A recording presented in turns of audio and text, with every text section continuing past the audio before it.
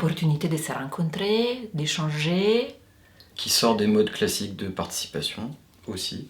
Répondre à plusieurs questions vis-à-vis de l'aide sociale à l'enfance pour améliorer les choses ou juste même rétablir certaines vérités.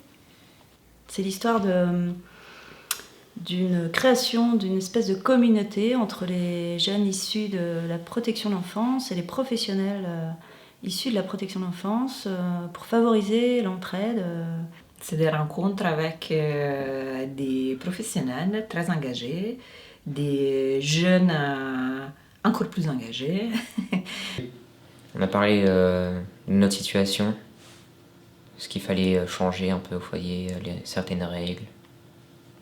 Valoriser l'expérience de chacun, qu'elle soit professionnelle ou inscrite dans un parcours plutôt de jeunes en protection d'enfance. Aussi une façon de de s'entraider et de faire entendre la voix des jeunes aussi. Et puis de travailler des sujets de fond. Donc Prosper, c'est avant tout un acronyme qui résume deux valeurs fortes. La participation, donc leur participation qui est recherchée. Et la deuxième chose, c'est la pérédance. Et la dernière chose que je voudrais rajouter, c'est au-delà de l'acronyme, pourquoi Prosper ? Pour faire référence à la prospérité. La prospérité, c'est voilà, le signe d'une personne en bonne santé, d'un jeune en bonne santé, un jeune qui voit sa situation évoluer favorablement. Donc voilà, c'est la raison pour laquelle on a souhaité appeler ce projet Prosper, et pas autrement.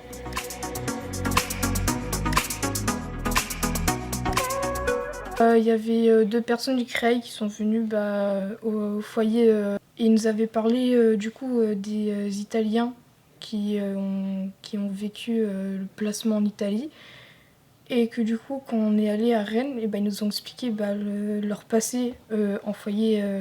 Grâce aux paroles des jeunes en Italie, il y a certaines lois qui ont changé en Italie. Grâce à cette belle collaboration avec le CREAI Bretagne, nous, d'Agiovolando, nous espérons de créer un réseau travaillant sur les questions de la participation des jeunes et sur l'amélioration de la situation des personnes qui ont quitté les structures d'accueil, pas seulement dans notre pays, mais aussi au niveau européen.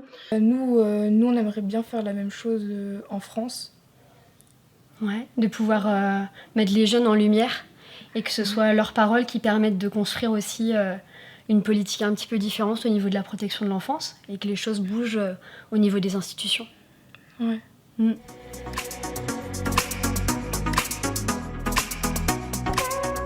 J'ai pris conscience de l'importance de la parole des jeunes, des enfants, du respect de leurs droits et de pas se projeter nous sur ce qu'on pense qu'ils pensent, mais de bien écouter leurs paroles à eux et ce qu'ils ont à nous dire, parce que c'est ça qui est la base finalement du travail éducatif. Donc c'est ça qui m'a donné envie de participer à ce projet.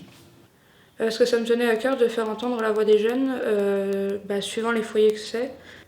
Et ça me fait aussi une bonne expérience pour pouvoir aider la prochaine personne qui voudrait de l'aide, tout simplement. Dans ma formation d'EduxP, j'ai toujours eu d'autres interventions, jamais de jeunes enfants placés qui sont venus me parler de leur parcours, de leurs besoins, de leurs envies, de ce qu'ils vivaient, de ce qui était bien, ce qui était compliqué. Je pense que c'est formateur d'avoir leur retour et que ça peut aider les professionnels en formation, mais aussi les professionnels sur le terrain. Je pars du principe que l'espoir fait vivre et que si on s'y met un peu tous, on pourrait peut-être faire évoluer les choses et les changer dans le bon sens. Alors moi je suis assez persuadée du bien fondé de la pérédance parce qu'à l'issue des dispositifs de protection de l'enfance, on se rend compte en fait que la plus grande difficulté des jeunes, elle est plutôt liée au manque de liens affectifs, au manque de soutien en fait moral, plus qu'aux difficultés matérielles. J'aimerais beaucoup de choses changent et que ça s'arrête aussi. Les clichés, tout ce qui est clichés, stéréotypes, genre ça nous blesse, même si ça peut partir d'une bienveillance, hein, mais que nous on vit le placement et que eux, les personnes ne vivent pas le placement, ils peuvent pas comprendre notre point de vue et que c'est très blessant quand ils disent des choses. Alors après, c'est une opportunité. Et là, l'intérêt d'un tel projet, c'est qu'à un moment donné, on peut le faire collectivement. Et je me rends compte que, collectivement, quand ils se retrouvent entre eux, entre pairs, je dirais, non seulement les effets sont beaucoup plus forts, beaucoup plus importants, et puis surtout, ils sont beaucoup plus convaincants les uns avec les autres que des fois dans une relation avec simplement un professionnel en face d'eux. Pour parler de mon vécu, et après d'aider certains jeunes quand je serai plus grand, la même chose de ce que j'ai vécu au foyer, aux familles d'accueil.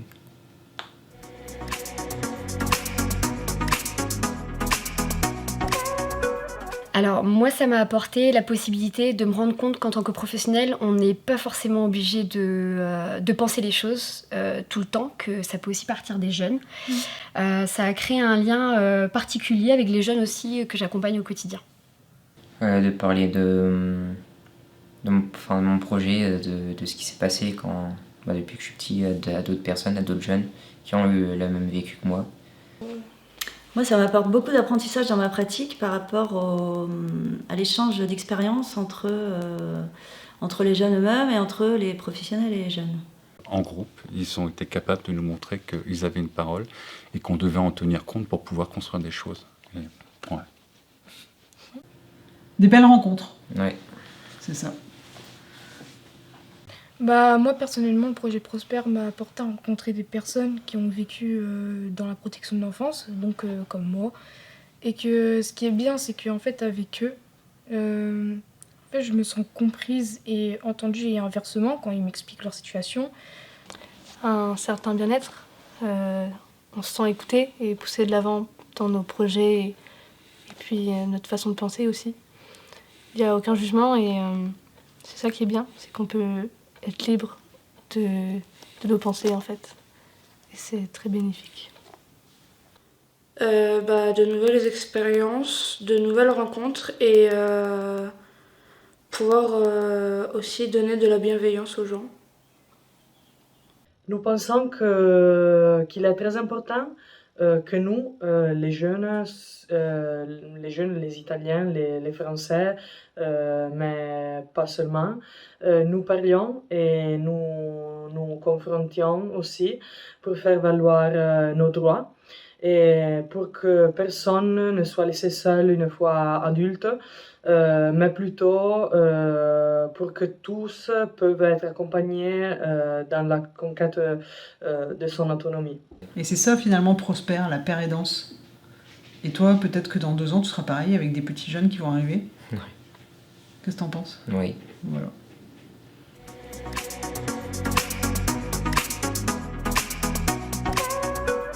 Comme on le disait, favoriser le lien entre eux et éviter l'isolement.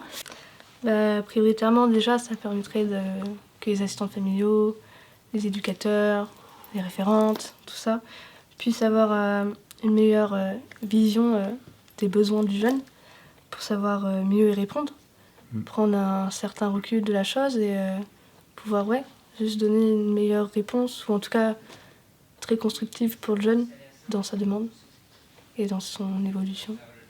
Faire comprendre à des professionnels que peut-être, je sais pas, le côté accueillant, bienveillant, créer du lien véritable avec les jeunes et non pas juste... c'est des métiers de l'humain, donc on s'attache aux jeunes. Et peut-être arrêter de dire qu'il faut mettre de la distance, qu'il faut pas... Voilà, je sais pas. Qu'est-ce que t'en penses ? Ouais. C'est bien quand on est proche de vous quand même. Ouais. Pas trop des fois aussi. Parce que quand ça vient nous réveiller dans la chambre avec un verre d'eau, c'est un peu chiant. Et aussi de savoir qu'ils sont quand même entourés, même si c'est pas des éducateurs, qu'ils sont entourés de d'autres jeunes qui ont eu la même expérience.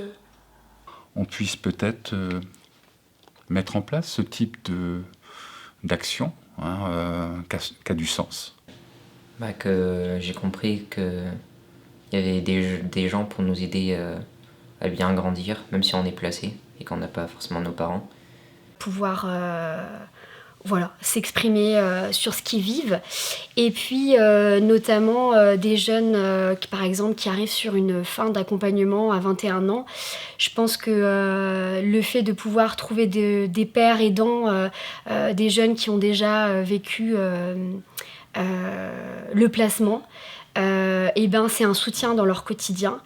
Il est important pour nous les jeunes de nous exprimer et d'apporter nos points de vue aux institutions parce que notre voix peut être forte et mérite d'être entendue.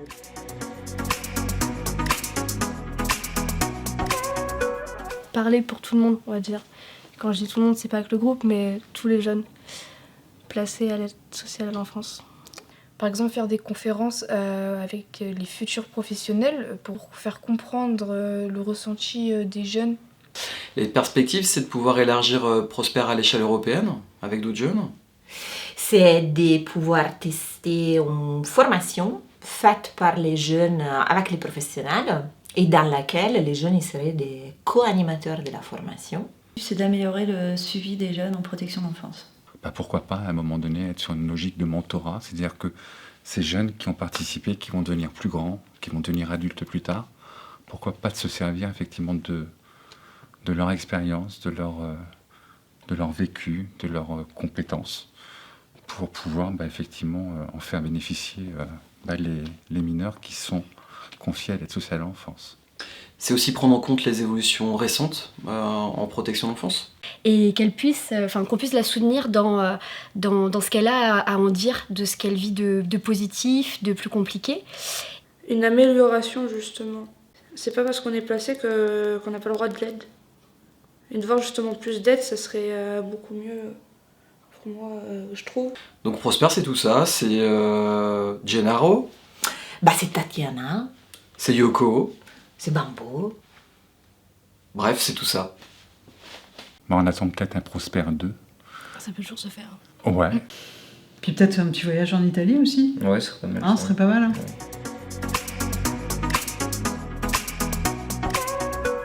Ouais. Je remercie Prosper de nous aider. Merci Prosper. Il est sympa Prosper. Ouais.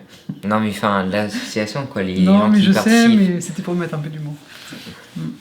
Et abonnez-vous et mettez un gros pouce bleu. C'est génial. C'est génial.